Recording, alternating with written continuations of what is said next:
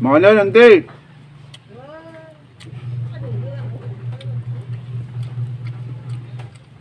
No mang kayo. Iyabe siyo ti karo bayaw. Puray ka antung malaumay.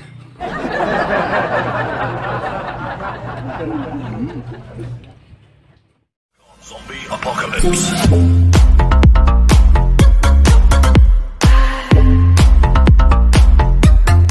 Good morning, Nimbang Gabigat, mga minamahal kong mga kailyan. Welcome po sa aking munting YouTube channel. So after a few days of performing my task as a security guard, I'm going to transform myself into a farm boy and at the same time into a vlogger. Yan.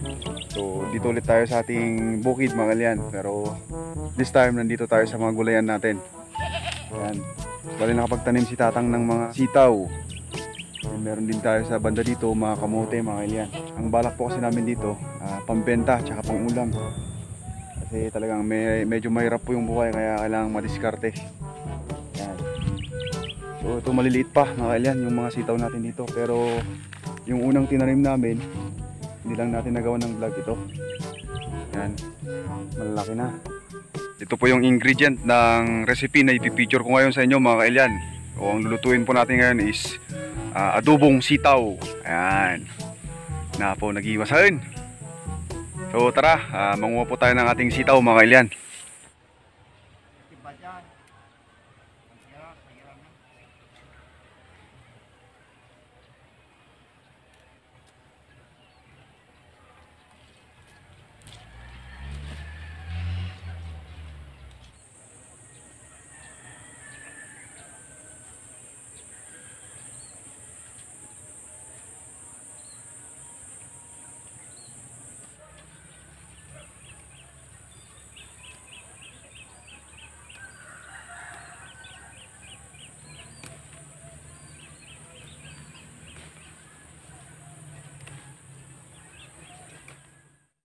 Yan. Ito na yung sitaw natin na hinarbas natin kanina mga kailyan. Bali marami kanina to pero binigay ko sa mga kamag-anakan namin kasi wala rin naman silang ulam. Kawawa naman sila. Kaya since marami to, shinare naman natin sa mga relatives natin. So ito yung lulutuin natin na adobo. Adobong sitaw. Naangan lang natin siya. Yan lang. Putulin lang natin siya ng ganito kahaba mga kailyan.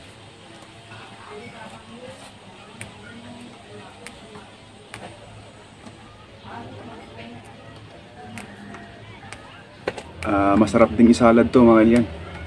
So sa next episode natin magsasalad tayo ng sitaw. Marami pang bunga yung sitaw natin doon. Tsaka manamis-namis to mga kailyan kasi ano bagong harvest siya. Fresh na fresh. Itong mga to, yung medyo matured na talaga.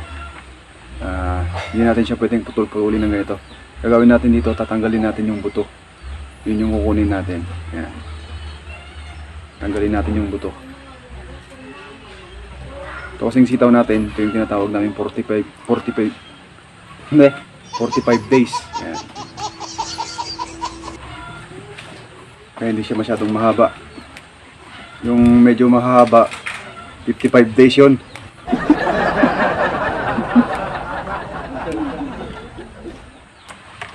Hindi dinagdag man de. Excited mo. Ninsag pa mo? Nagado sa luyo jay? Apa pa nangala?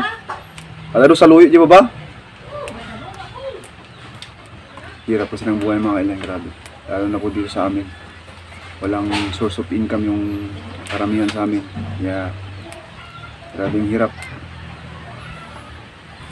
Kaya puro gulay. Pero maganda naman po sa kalusugan yung gulay. Kaya okay lang yan. Ayan.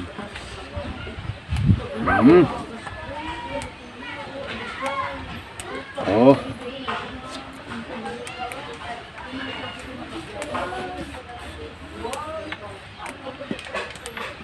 Ito na po yung ating sitaw mga yan. Ayan, ito po yung lulutuin nating adobo. So next lang po natin i-prepare yung mga ingredients niya. Ang kakailanganin lang natin dito is sibuyas and bawang. Ayan.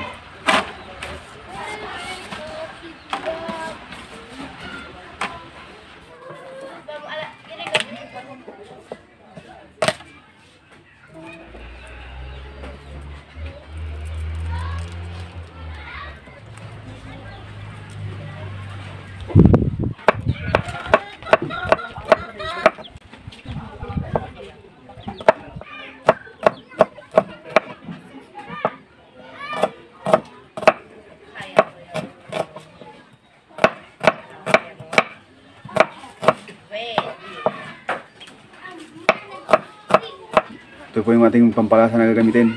Meron po tayong bawang, tsaka yung native sibuyas. Yan. So ready na po yung mga ingredients natin. So let the cooking begins, mga kailian.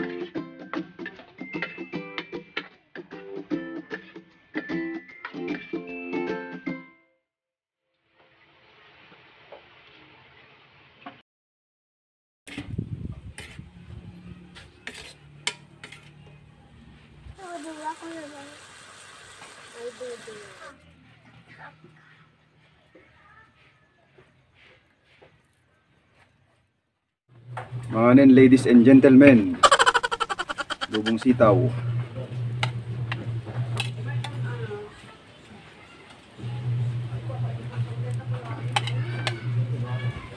Ako, hindi masay. Legendary na sili natin.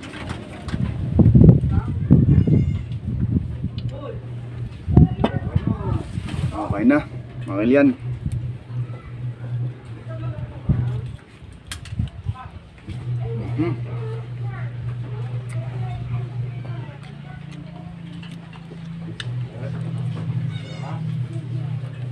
Mga kailian, nanti!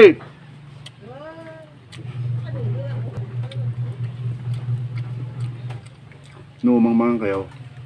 Iyabi syuti ka roba yaw. Kuray ka, antong malaw may.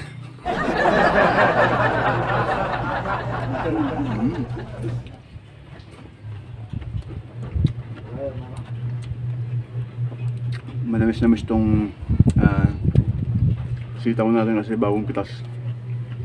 Bale, oyster sauce na yung gagamitin ko dito mga kailian, pero walang nagtitinda ng oyster sauce dito sa amin. Kaya po naglagay tayo ng asukal para magaya natin yung lasa ng oyster. Naglagay tayo ng toyo, then kinumbine natin yung sugar para parang lasang oyster din. Manamis-namis.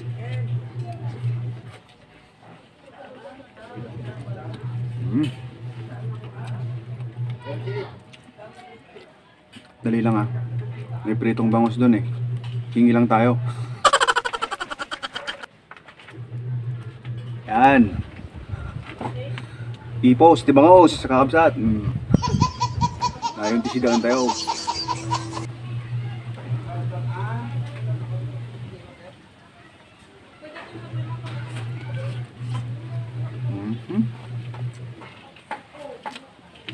Naging mas tutong na kayo.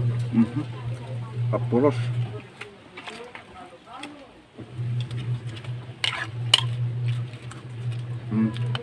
Utong.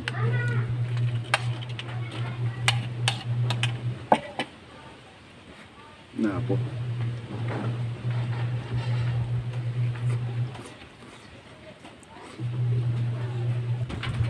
Ipos na tibang gusto kay Batugak kakabsat. Ang dami kasi namin sa bahay kaya hati-hati sa ulam. Ganyan po yung magkakapamilya.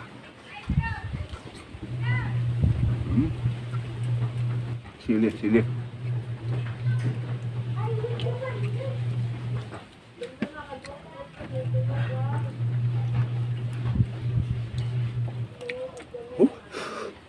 Tadi, nagasang si sili sa iro, kabsat. Tawag namin dito artem. Yan. Ilalagyan namin ng suka, bawang, tsaka paminta para ma-preserve. Artem.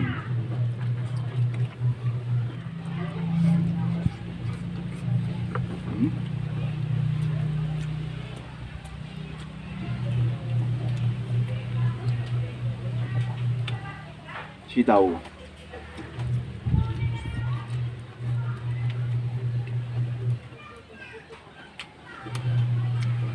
Nagsamit. Nagsamit.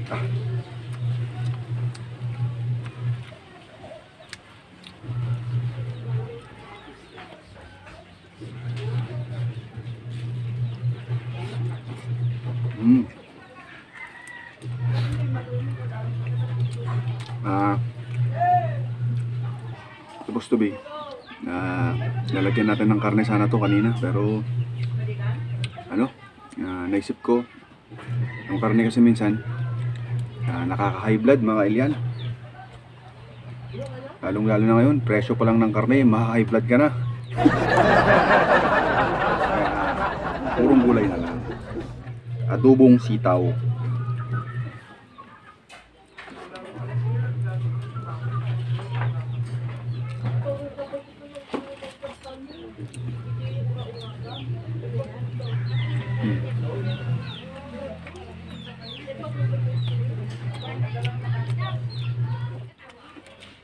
Nag-imas talaga.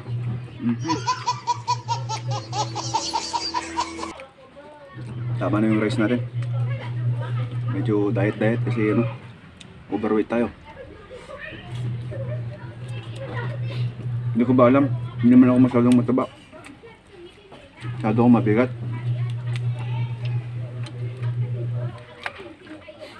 Hindi complement yung height ko sa timbang ko mga kailan. Actually, nung rinidus ko na yung pagkain ng kanin, yung tinitimbang ko noon na 84 to 82, may baba ko na siya, hanggang 79 na lang ako, pero mabigat pa rin. Supposed to be, yung height ko kasi 5'7", 65 to 70 lang sana.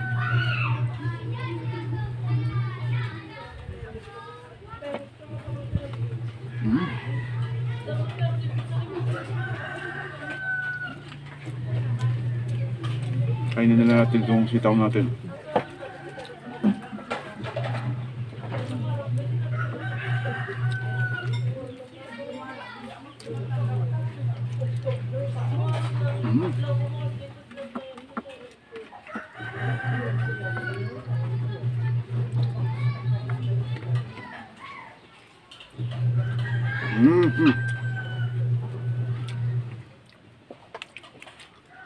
I'm full.